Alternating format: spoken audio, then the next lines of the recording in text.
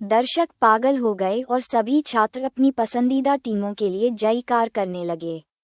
जब एक टीम ने मैदान में प्रवेश किया तो राक्षसों को भागने और दर्शकों पर हमला करने से रोकने के लिए रिंग के चारों ओर एक नीला अवरोध दिखाई दिया।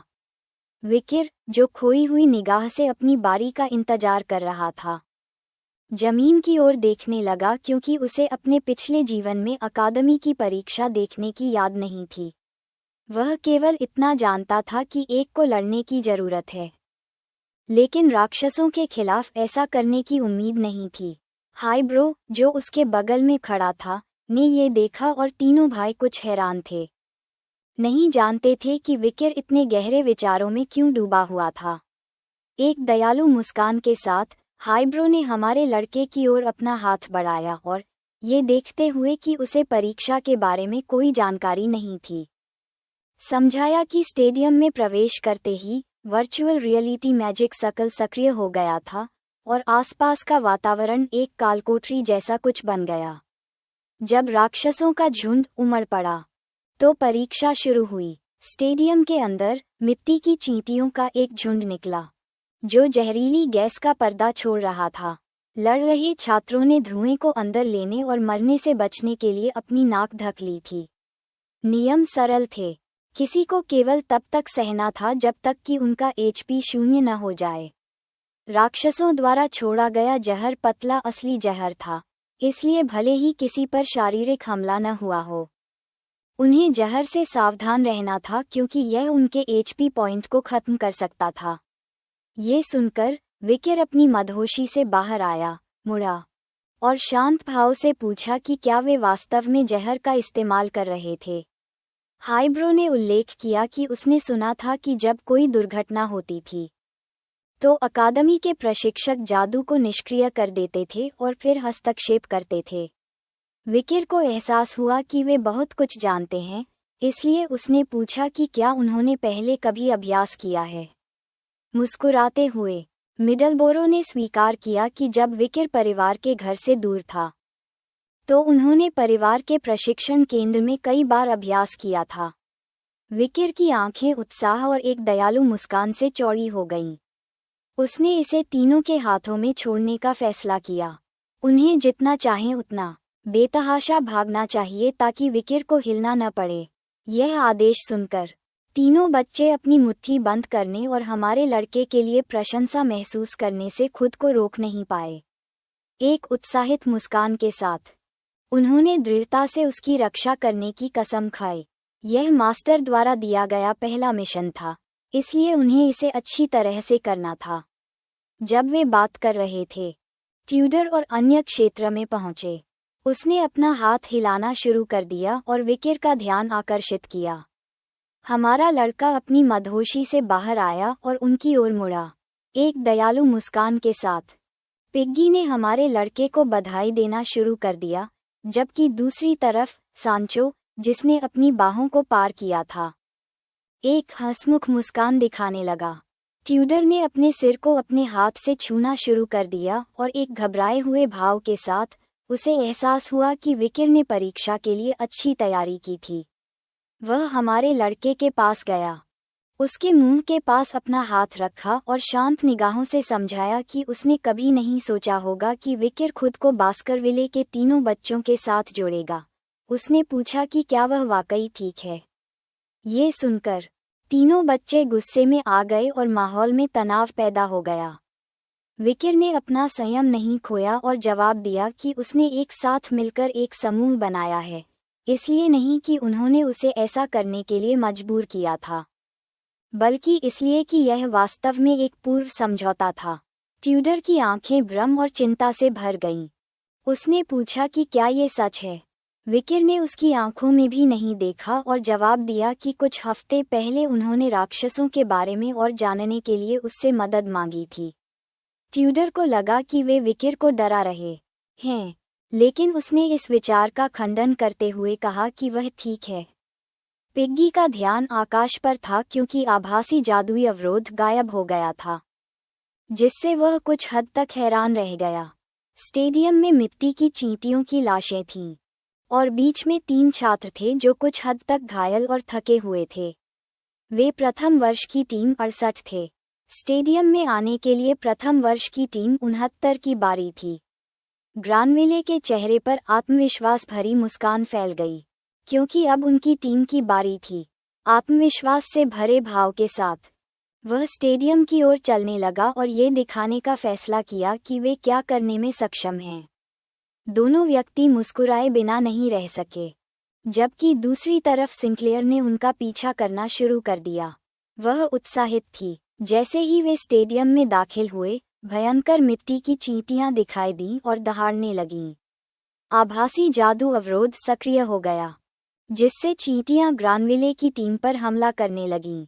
उसने अपनी शक्ति सक्रिय की, जिससे एक जादुई चक्र दिखाई दिया जो जहरीली गैस छोड़ने लगा। ये देखकर कि चींटियां हमला करने के लिए तैयार थीं, वह सतर्क होने के अलावा कुछ नहीं कर सका। उसने पलटकर सिंक्लेयर से पूछा कि क्या वह तैयार है। उसने अपने हाथ आगे बढ़ाए, अपनी आंखें बंद कीं और ध्यान लगाया, जिससे उसके पीछे एक जादुई चक्र दिखाई दिया। सिंक्लेयर ने अपनी आंखें खोलीं और एक गंभीर भाव के साथ अपनी शक्ति का उपयोग करना शुरू कर दिया। जादुई चक्र ने ऊर्जा छोड़नी शुरू कर दी जो उसके सामने केंद्रित होने लगी। चमक तीव्र हो गई और उसकी निगाहें उस पर टिक गईं। उसकी आंखें दृढ़ संकल्प से भरी थीं। वह दुनिया को दिखाना चाहती थी कि वह क्या करने में सक्षम है। कई चींटियां उस पर टूट पड़ीं, लेकिन तभी उसने जमीन पर जोर से पैर पटककर जवाबी हमला किया, जिससे चींटियों के शरीर पीछे की ओर उछल गए। ये देखकर दर्शक पागल हो गए और सभी ने उसका उत्साहवर्धन करना शुरू कर दिया। उसकी शक्ति ने विकर का भी ध्यान खींचा। उसने अपना सिर उठाया और उसकी नज़र उस पर टिकी रही। मुकाबला भयंकर था, इसलिए उसने एक और मंत्र का जाप करना शुरू कर दिया और फिर से हमला करने के लिए तैयार हो गई। उसके पहले स्थान पर होने का एक कारण था, उस स्तर के कौशल के साथ वह भविष्य में एक प्रसिद्ध जादूगरनी बन जाती। हालांकि विनाश के युग में उसके बारे में कोई रिकॉर्ड नहीं था। थोड़ी देर बाद पहले वर्ष की टीम 69 की परीक्षा समाप्त हो गई और आभासी जादू की बाधा ग्रैनुएल थी, जिसके हाथ उसके कूल्हों पर थे और जिसके आदमी थक चुके थे। सिंक्लेयर जमीन पर पड़ी थी और उसके कपड़ों पर खरोंचें थीं। उसने अपने माथे से पसीना पोंछना शुरू कर दिया, क्योंकि परीक्षा कठिन थी। परिणामों के अनुसार उन्होंने 19 मिनट और 55 सेकंड के साथ एक नया रिकॉर्ड बनाया था, जो प्रथम वर्ष के छात्रों में सबसे अधिक समय था। ये देखकर ट्यूडर अपनी मुट्ठी बंद करने और निराश होने से खुद को रोक नहीं सका। उसकी आंखें क्रोध से भर गईं। वह ये देखकर क्रोधित था कि कमीने ग्रैनुएल ने एक नया प्रथम वर्ष का रिकॉर्ड हासिल किया था। कुछ हद तक आश्चर्यचकित होने के बावजूद सांचो और पिग्गी बिना कुछ कहे चुपचाप देखते रहे।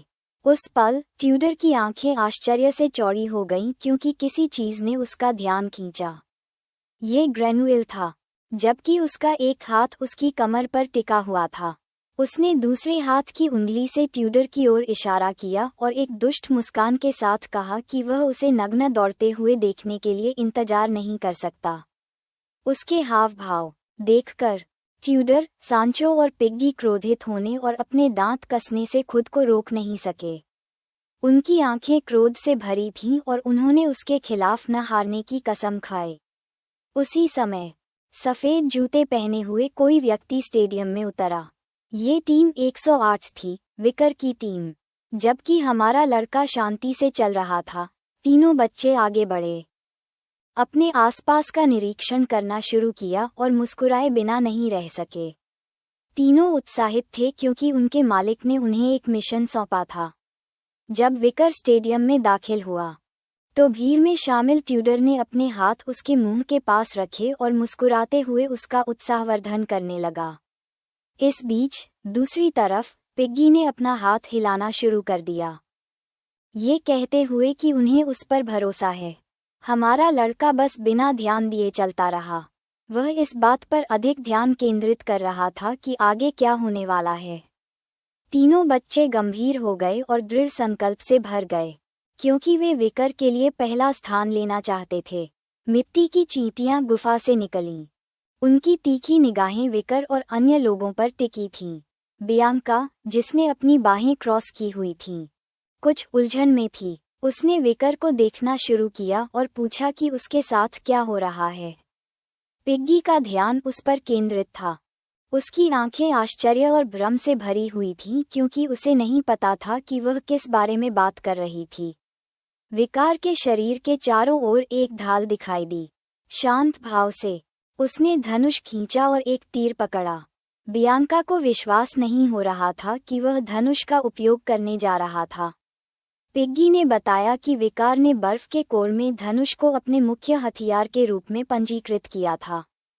चींटियां हमला करने के लिए तैयार हो गईं, और ये देखकर विकार ने भी धनुष चलाने की तैयारी कर ली। बियांका और अन्य लोग देखना चाहते थे कि वह धनुष को कितनी अच्छी तरह से संभालता है। पलक झपकते ही हमारे लड़के ने राक्षसों पर तीरों की बौछार कर दी। बियांका अवाक रह गई। पिग्गी का मुंह खुला हुआ था और वह इस बात से हैरान थी कि वह कितना तेज था। बियांका की आंखें डर से भर गईं, और उसका ध्यान विकार पर केंद्रित हो गया। उसे नहीं पता था कि वह तेज रफ्तार क्या थी। हाइबोरो, मिडलबोरो और लोबोरो ने अपनी तलवारें खींची और चींटियों से लड़ने लगे। विकार उनके पीछे था, तीर चला रहा था। हालांकि वह तेज था, लेकिन उसकी शक्ति कमजोर थी और उसमें सटीकता की भी कमी थी क्योंकि एक बार तीर चींटियों तक पहुंच गया तो उनकी गति बहुत कम हो गई। विकर ने फिर से हमला करने की तैयारी की, लेकिन उस पल उसे बेचैनी महसूस होने लगी। वह कई सेकंड के लिए स्तब्ध रह गया और उसकी आंखें गंभीरता से चमकने लगीं क्योंकि वह चुपचाप सोचने लगा। तीर की नोक चमकने लगी और कुछ ही देर बाद विकर ने अपना शक्तिशाली मन छोड़ा और उसे तीर की नोक पर लपेट दिया।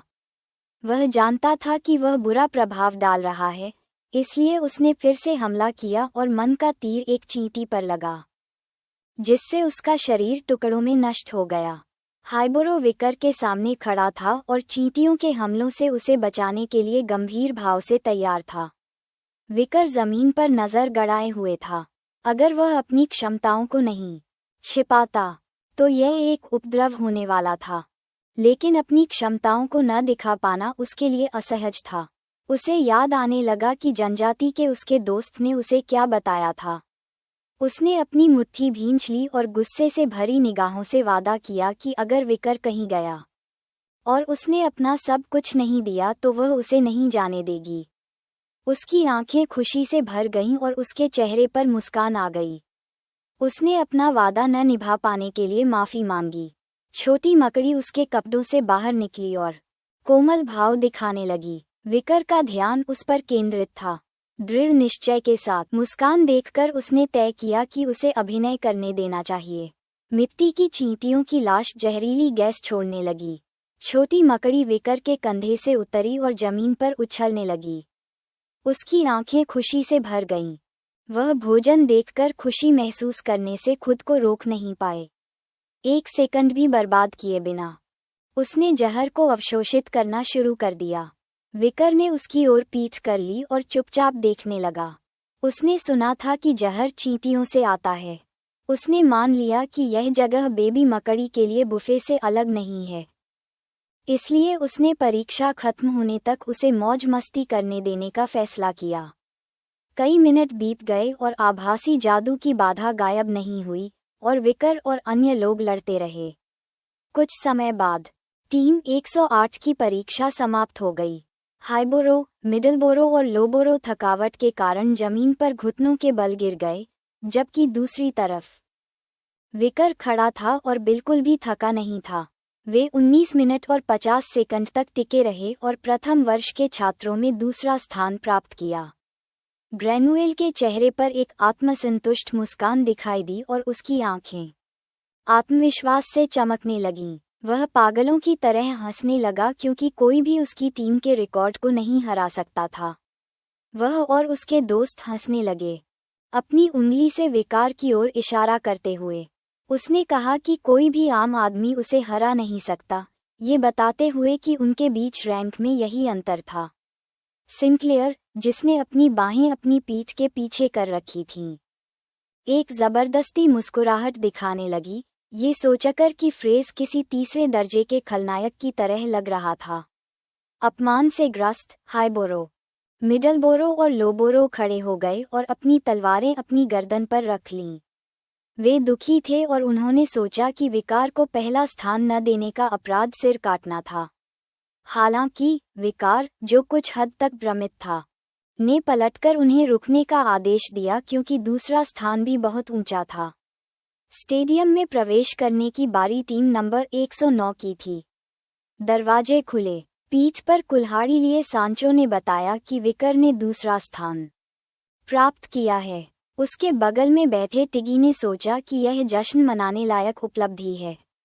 ट्यूडर ने स्टेडियम में प्रवेश करने की तैयारी की। टीम स्टेडियम में दाखिल हुई।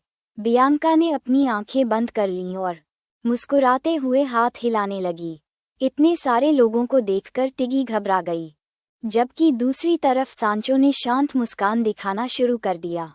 ट्यूडर की आंखें भावनाओं से भर गईं, जिससे उसके चेहरे पर मुस्कान आ गई ताकि वह ग्रैनुल को हरा सके, जिसने 19 मिनट और 55 सेकंड का रिकॉर्ड बनाया था। उन्हें बेहतर समय हासिल करना था। एक मिट्टी की चींटी ने अपना मुंह खोला और उन पर झपट्टा मारा, लेकिन ट्यूडर ने भाला निकाला और राक्षस के सिर पर हमला किया। बिना ज्यादा प्रयास के उसे टुकड़ों में तोड़ दिया। बियांका ने अपना धनुष निकाला और दूर से हमला करना शुरू कर दिया। टिगी कप्तान था और आदेश दे रहा था। ट्यूडर, जो भाला चलाता था, बचाव में था, और सांचो, जो टैंक था, अपनी कुल्हाड़ी से राक्षसों का नरसंहार करते हुए सामने खड़ा था। विकर ने निरीक्षण करना शुरू किया और उसकी आंखें आश्चर्य से भर गईं। ट्यूडर और सांचो राक्षसों के खिलाफ अग्रिम मोर्चे पर लड़ रहे थे। बियांका पीछे से धनुष से हमला कर रही थी और टिगी अपनी उंगली से राक्षसों की ओर इशारा कर रहा था। वह एक लेफ्टिनेंट था जो सभी स्थितियों का अवलोकन करता था और निर्देश देता था। हमारे लड़के ने अपनी बाहें पार की और महसूस किया कि उनकी अच्छी टीम वर्क को देखते हुए उन्होंने बहुत तैयारी की थी और उसे विश्वास था कि वे प्रथम स्थान प्राप्त कर सकते हैं। विकर ने अपने हाथ से अपनी गर्दन को छूना शुरू कर दिया क्योंकि उसे खालीपन का एहसास हुआ। उसने अपना हाथ कॉलर पर रखा और मदद नहीं कर सका, लेकिन सतर्क हो गया। उसकी आंखें डर से भर गईं जब उसे एहसास हुआ कि क्या हो रहा था। उसकी आंखें आश्चर्य और घबराहट में चौड़ी हो गईं। उसके सामने चींटियों में से एक की लाश थी। उसका ध्यान लाश पर गया और थोड़ा ध्यान से देखने पर उसने देखा कि राक्षस के सिर के ऊपर कुछ छोटा सा था।